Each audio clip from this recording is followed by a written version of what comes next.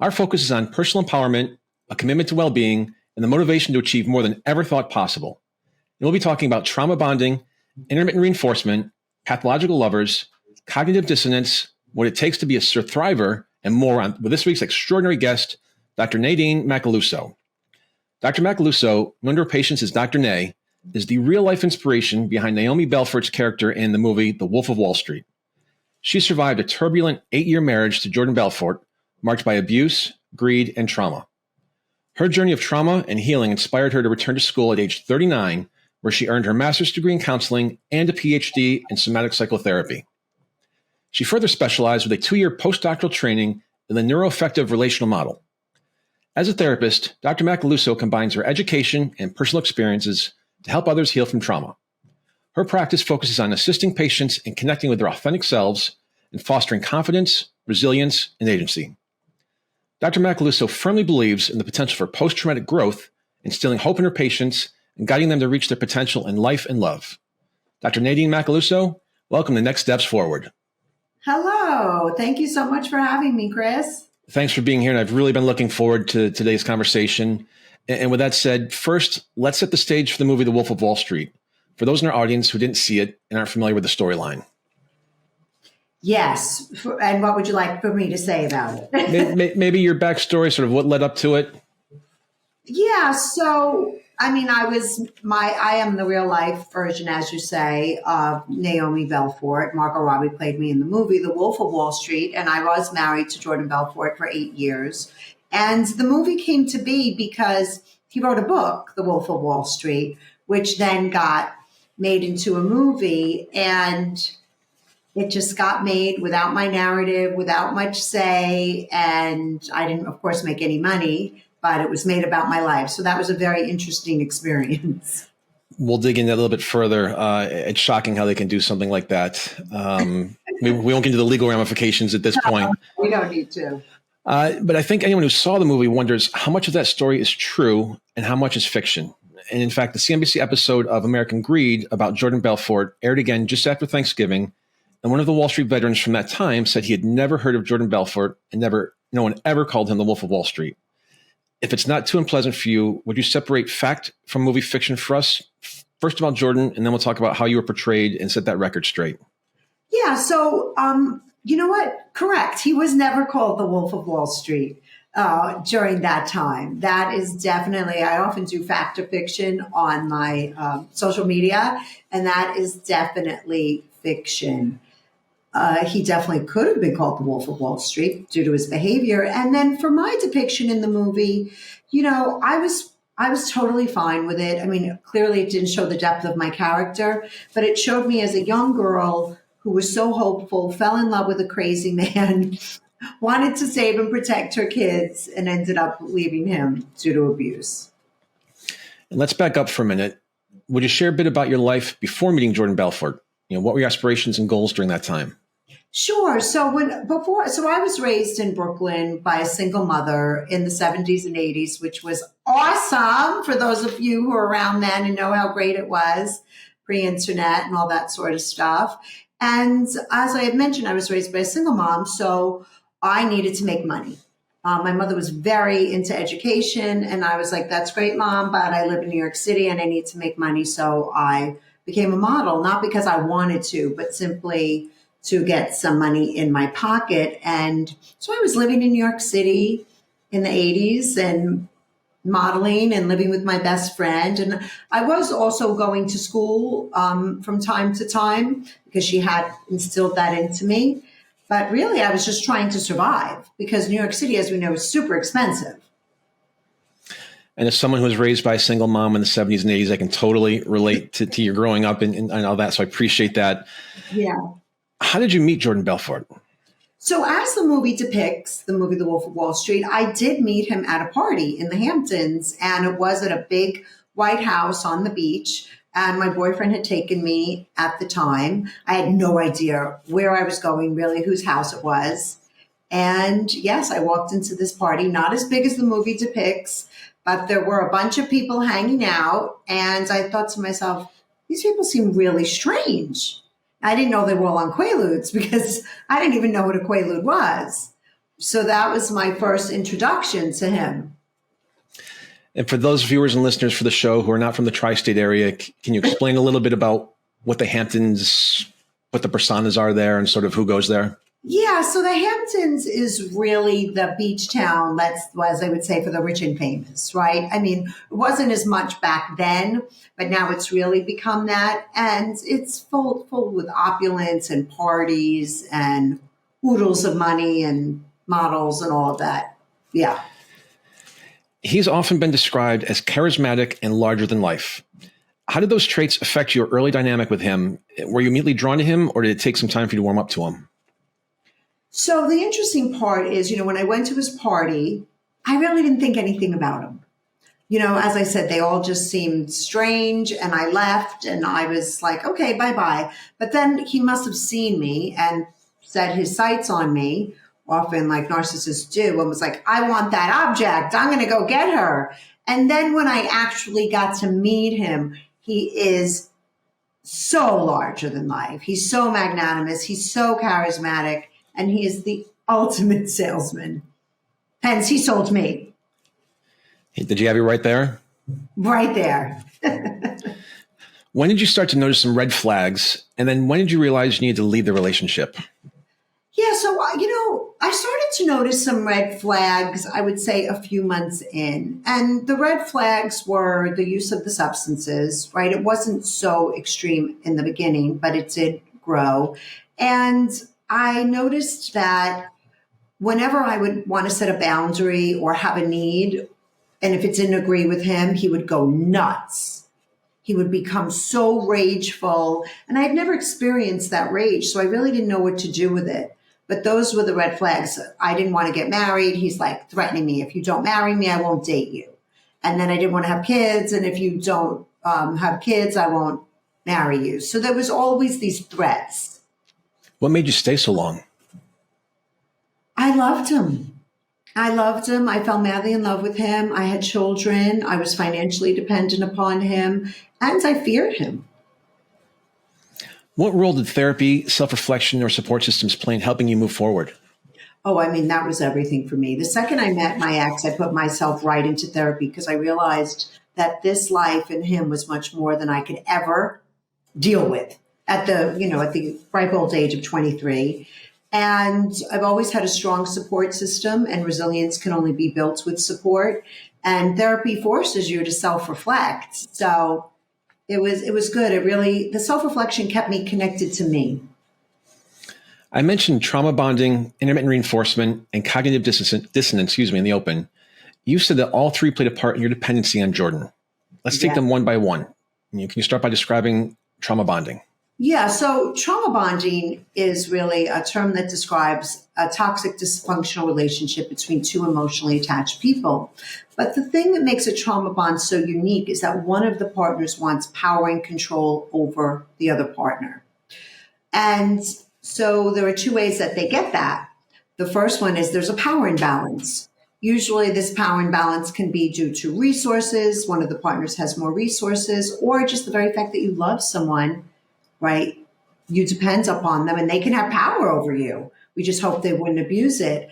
And intermittent reinforcement is, the way I describe it, is when you first meet this partner, they're like Romeo.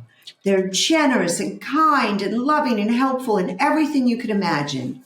But then the mask falls and they start to be cruel, controlling, and abusive, and that's Dirty John. And so they go between cruelty and kindness. That's the intermittent reinforcements, and that would bond you to them. And then what does that create? When you feel like you're dating two different people, it creates confusion, which is the cognitive dissonance. And then we hear the term gaslighting a lot these days. Are cognitive dissonance and gaslighting the same thing?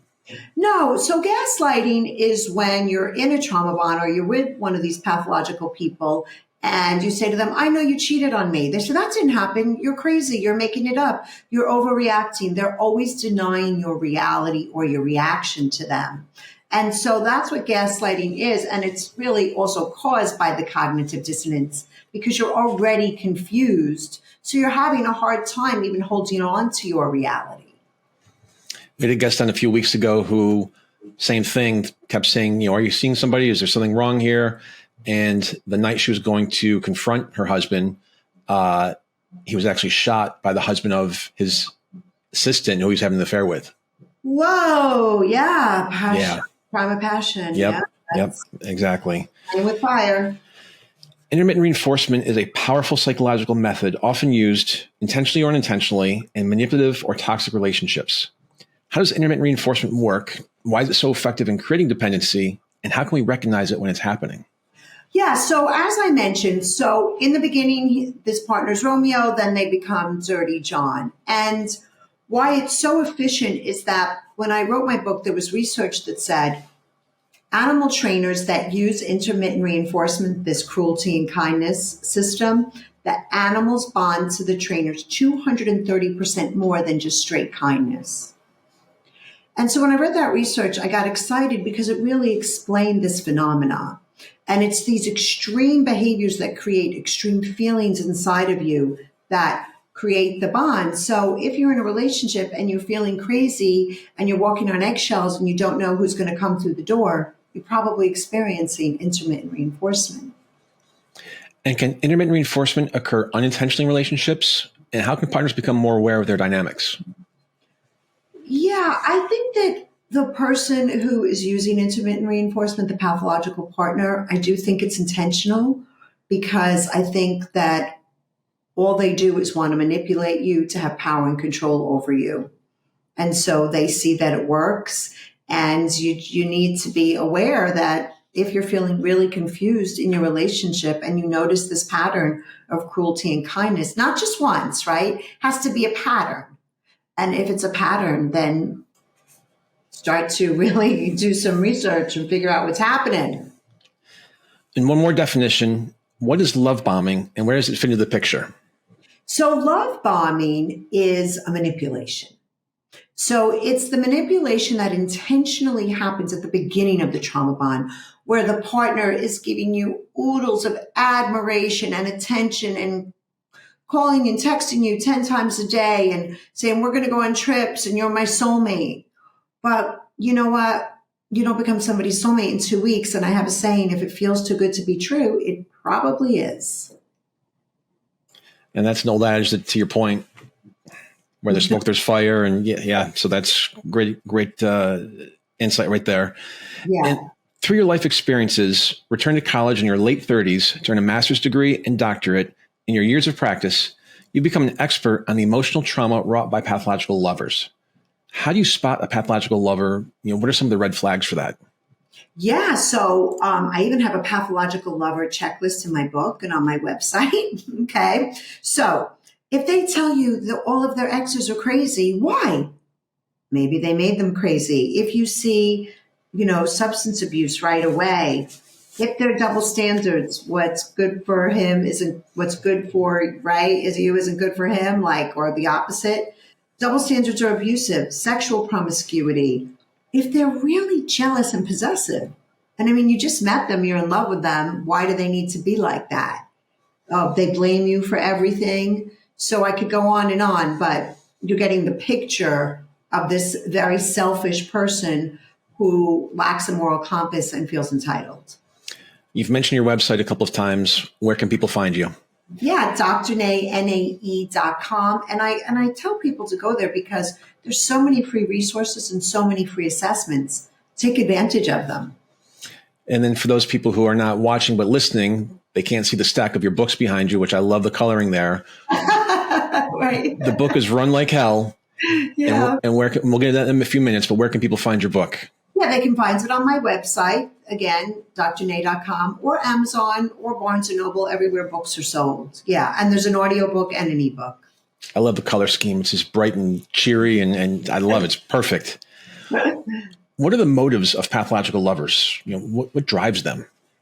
So I have a very simple statement, and I say that a pathological lover will use, harm, exploit, and betray anyone and everyone, maybe even their mother, okay, not just their lover, to get their needs met for money, power, pleasure, and status.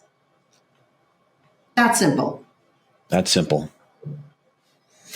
How are healthy self-esteem, and narcissism different? Well, with healthy self-esteem, your self-esteem is built on your competency and things that you're actually accomplishing in your life based in reality. And also with healthy self-esteem, I know I'm not better or worse than anybody. I know I'm just me. And narcissism is different because they feel superior, they feel entitled, and it's really built on a false foundation of needing to keep this superior image up. How long after your marriage did you finally realize it's not me, it's him, and go through sort of your healing and recovery process? I think it took me a long time to realize that it wasn't me. Because you have to remember back then when I left him, we weren't talking about narcissism. We weren't talking about trauma bonding, even though I was in therapy. So I think it took me a long time to really understand what was happening. Did you ever blame yourself for anything? Oh, sure. Yeah. Because when you're a reflective person, you like almost overblame yourself, right? And they blame you for everything too. So I blame myself, he blamed me, and then I blamed me for blaming me. And that makes complete sense. What are the traits of women who become the victims of pathological lovers? Is there such a thing as a perfect victim? There is such thing as a perfect victim. And this is one of the reasons I wrote my book, was because I really wanted to break the stigma of the victim. And listen, sometimes people have early developmental trauma. They pick a partner that's familiar to their feeling tone that they had in their upbringing, right? But oftentimes, as it was with me, I score very high in personality traits of agreeableness, meaning I'm loyal and pro-social and tolerant, and conscientiousness, meaning I'm diligent and organized and I have integrity. And if a woman comes to me and embodies these traits, I'm not going to therapize them out of her, right? But in the hands of a pathological individual, they get weaponized. So why do smart, successful women who seem to have everything and have everything going for them end up in these toxic relationships where they fall for pathological lovers? Because they believe that everybody's like them. And they think everybody's good and everybody's decent and that people just want to go into relationships just like they do to love. And they don't see the pathological lover coming. How does a relationship with a pathological lover typically progress? I imagine there are clearly identifiable stages. Yeah, so in the beginning, I call it the love conning stage. Like that's where the love bombing or sweet seduction stage. And this is where everything is just wonderful. And you're like, oh my God, I met a unicorn. This is amazing. Then the mask falls, right? Romeo masks fall. And you see betraying and gaslighting and coercion and lying. And that I call the trauma vortex. And then the third stage is hopefully when people leave, the last straw. They have a last straw moment, or they get discarded because narcissists are known to discard their lovers as well. And then what normally happens when someone figures out that they're in a toxic relationship? How often are they able to just simply walk away? They're not because of the complex psychological processes of cognitive dissonance, intermittent reinforcement. Now, the research shows on average, it takes a woman 4 to 7 times to attempt to leave one of these relationships. So it's very hard to simply walk away. Plus, if there's kids and you're married and financial dependence, that's why education is of seminal importance. Do we know what percentage of men are pathological lovers? Is it 1 in 10, 1 in 100?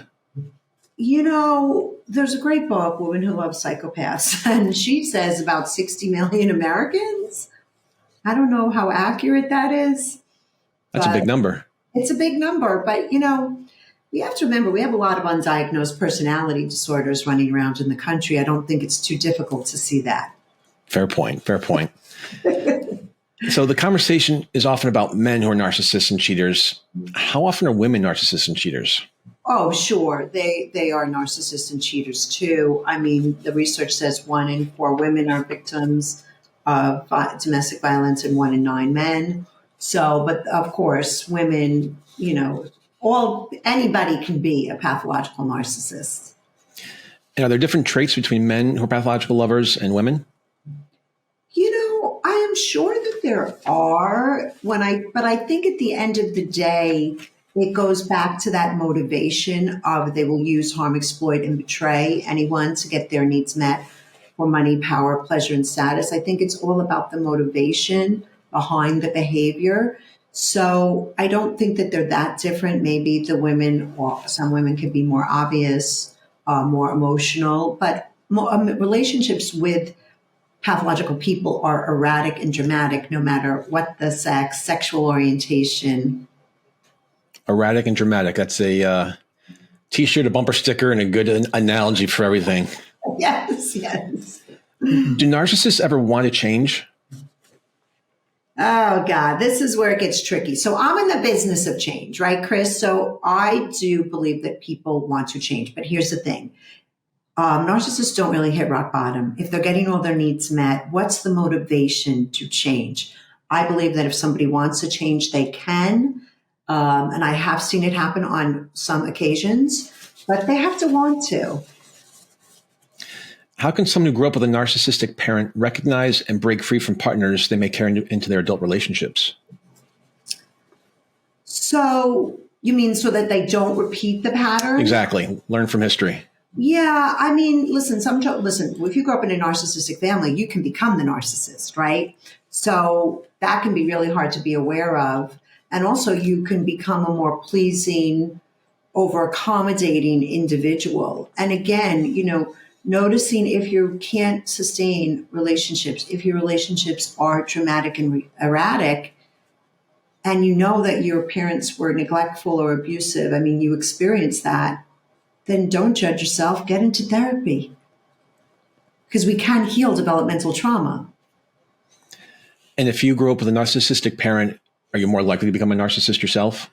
Correct. Yeah, because a lot of it is a learned behavior. Right. Right. So you're a survivor, or I should say a thriver, of Yes. more than your relationship with Jordan Belfort. You survived skin cancer and breast cancer. Yes. Your relationship with Jordan obviously changed the course of your life and your outlook.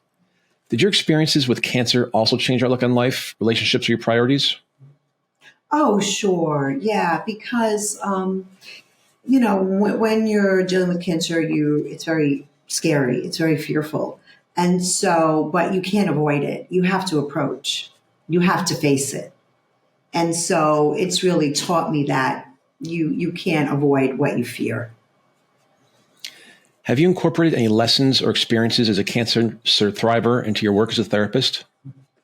Oh, sure. Yeah. Just as I mentioned, like approaching what you fear. And here's the thing. Life will always throw us curveballs, no matter who we are.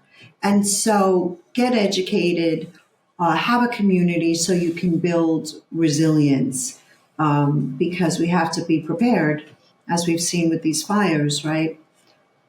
That life can it's always going to throw us curveballs as long as we're on the planet. Yep. No, absolutely. All right. Let's talk about your book, Run Like Hell, which has been described as a survival guide for women in abusive relationships. You've already changed the lives of countless women. Why did you feel compelled to write the book? I felt compelled to write the book because I was in my therapy practice and all these smart, kind, beautiful women were coming in coercively controlled, betrayed, financially abused, physically abused. And I just said, Houston, we got a problem. And so being the academic that I am, I just was like, let's go back to the research. Honestly, I don't know if it was God coming through me. I don't know. It was some intervention that just came through me and drove me to do it because it's a very humbling experience. I don't recommend writing a book. Well, that answers my next question. Is there anything else in the works for you? Not right this second. I'm starting a community, actually, a trauma bond recovery community that I just launched. And I'm doing an online course to reach more people with my work because it's so necessary. But a book it's on the back burner. Fair enough. And the workshop, where can people find that?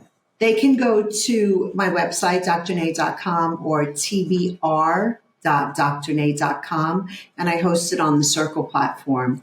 So, yeah, it's exciting. And where can they find you on social media? Oh, they could find me at The Real Dr. Nadine on Instagram and Wild West. I don't know if TikTok's still going to be around after the 19th. But Dr. Nay, LMFT, and I post every single day, and I answer all of my direct messages. A review in Publishers Weekly describes Run Like Hell as, quote, raw, straight talking, but ultimately heartening guide to healing from intimate partner abuse and trauma bonded relationships. When did you start to write Run Like Hell? And did the final product look like what you expected it to be when you started? Yeah, so I think I started to write it around 2018 or 19.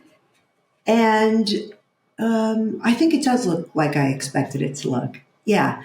You know, when you write a book, you're in it and you really don't know if it's going to be any good. I mean, that's just my truth, at least. But so many women have told me that it's become their survival guide a year later, and it's really just warms my heart and makes all that hard, terrible work worth it. Well, maybe as a follow-up, what are some of the most important parts of the book? I think an important part that we don't talk about a lot is the third section, which is all about how to heal. Because we can heal from a trauma bond. And in the whole third section, I talk about how to heal your mind, your body, your brain, every single part of you, your feeling towards relationships, how to trust yourself again, how to heal the cognitive dissonance. So I think it's really important, that part. And as people go through that healing process, is there a typical or an average time frame, or is it case by case and different for everybody? I would say it depending upon how long you've been in your trauma bond, it could take at least a year and up to 2 years. And how do we set boundaries from the start of any new relationship to protect ourselves from being manipulated by somebody? Find your no. No, realize that no is a sentence, and don't be afraid to say it. Very short 2-letter word. That's your boundary. That's it. I don't agree with that. I can't do that. I won't tolerate that. This goes, against my values. You've written that, quote, trauma is life-altering, but it's not a life sentence. Is that the concept behind what you've dubbed as being a surthriver and not just surviving, but surthriving? Yeah, because I don't know. I think that when we're faced with these very challenging, traumatic relationships, it can really make us fall to our knees. But it's in those moments that we are open to change and open to learn. And you've said rather than asking why pathological lovers lie and cheat, it's more important to turn the mirror on yourself, plan your escape, and leave your trauma bond. We know, though, that the most dangerous time, and sadly all too often a fatal time, is when someone attempts to leave their abuser. What does it take to leave safely? So I have this saying, once you internally decide to leave, don't ever let them see you coming. Do not let them know that you are planning on leaving, and you must plan behind the scenes. Did you learn anything about yourself while you were researching and writing Run Like Hell?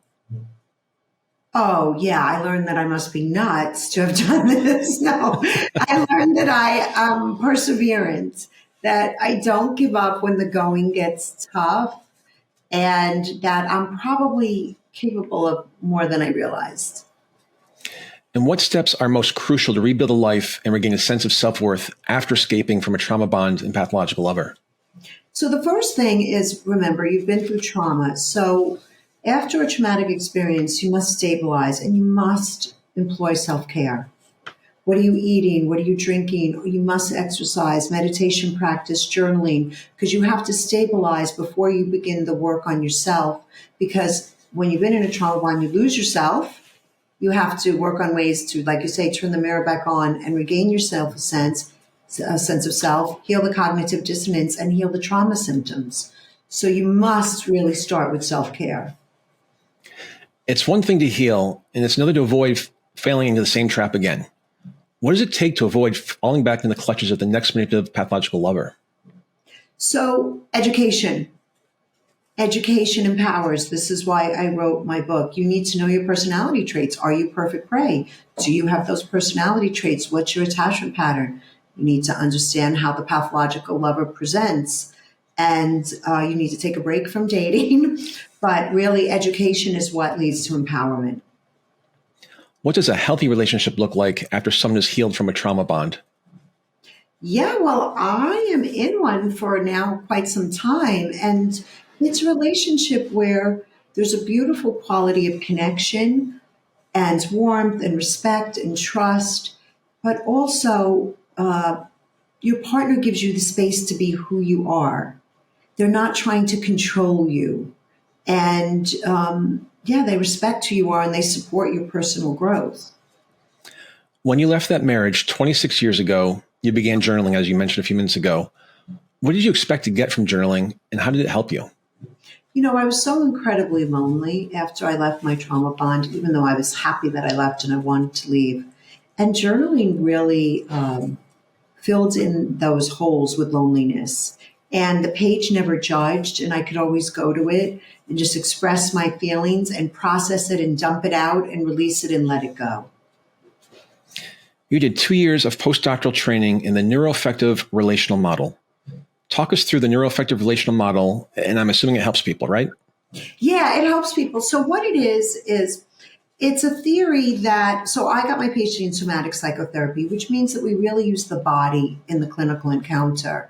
And so the Neuro-affective relational model, what it does is that it looks at people's developmental trauma and sees what they missed, right? What did they not get in their childhood? And then they had to come up with these adaptive survival responses, but they might not serve us anymore and as adults. So then we look at the person through that lens and we use the mind and the body to help them heal. 2 other recovery methods include eye movement desensitization and reprocessing, also known as EMDR, and the other is somatic experiencing. Describe what they involve and how they work, and who will be good candidates for those approaches.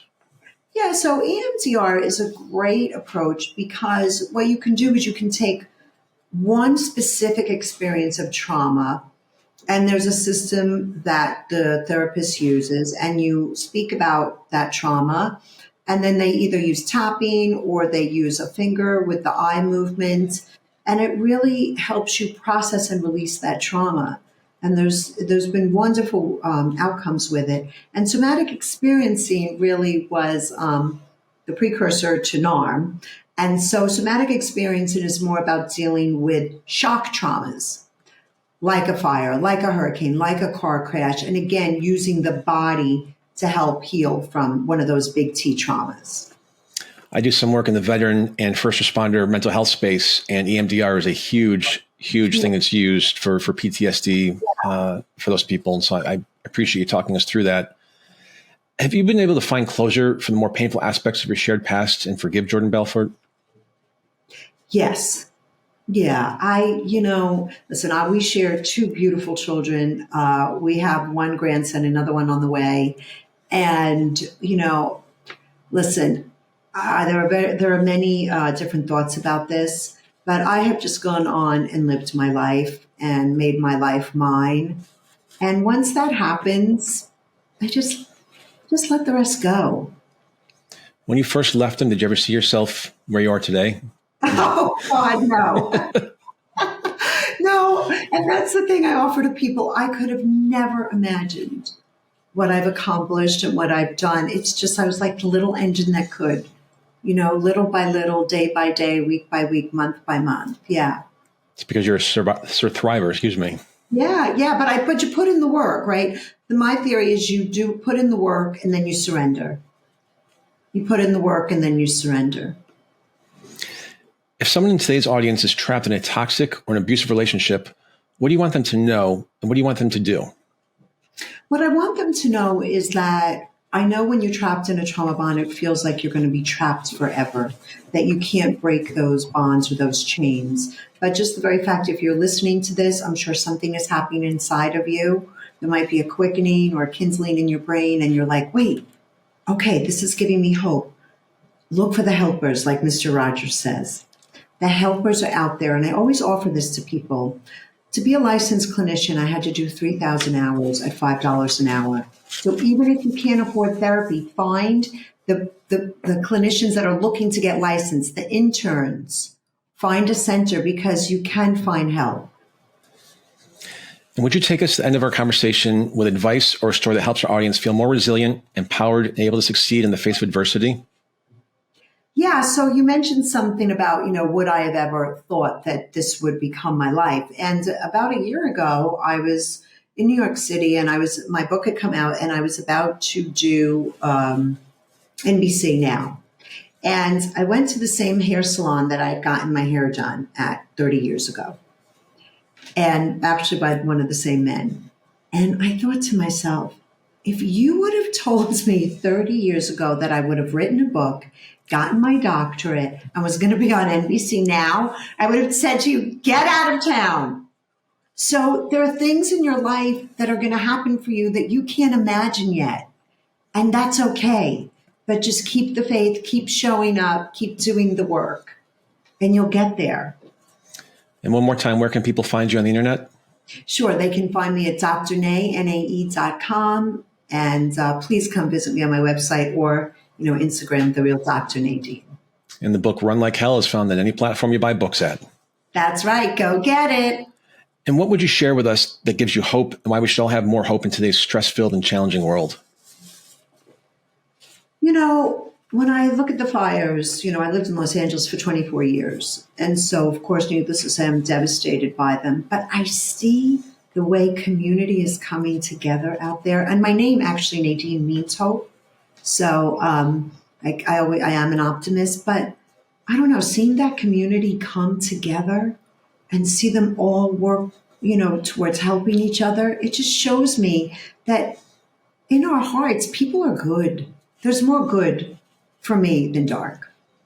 My wife and I were talking last night. We were watching the news about the fires, and she and I went through 9/11, and we live in Connecticut now.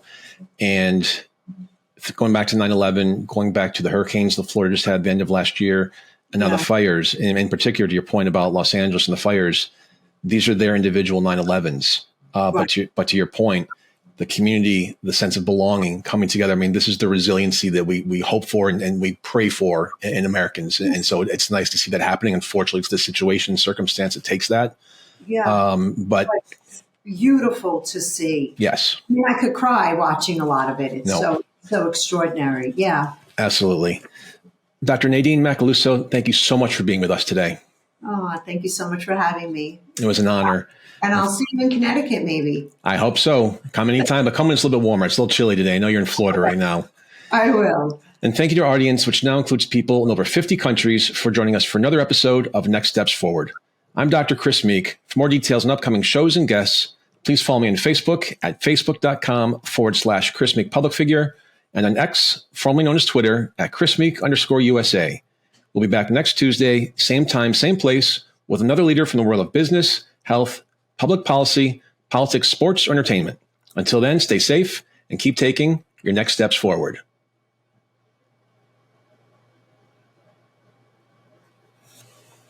All clear. Great show.